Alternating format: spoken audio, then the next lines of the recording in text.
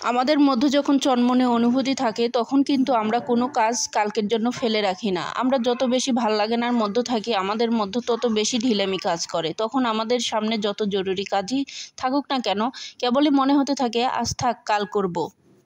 মনে মনে একটু হিসাব কষে দেখো তো, জীবনে কত কাজ কালকের জন্য ফেলে রেখেছো। সেই কাজগুলো কি শেষ করতে পেরেছো? সেই কাজগুলো কালকের জন্য ফেলে না রেখে সময় মতো করে ফেলতে, তাহলে আজ তুমি কোথায় থাকতে? কি আফসোস হয়?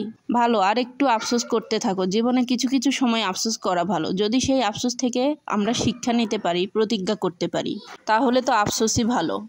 এবার চিন্তা করে দেখো, আজকের কাজটাও কি কালকের জন্য ফেলে রেখে পরশু আবার এরকম আফসোসের জ্বালা সহ্য করবে কিনা?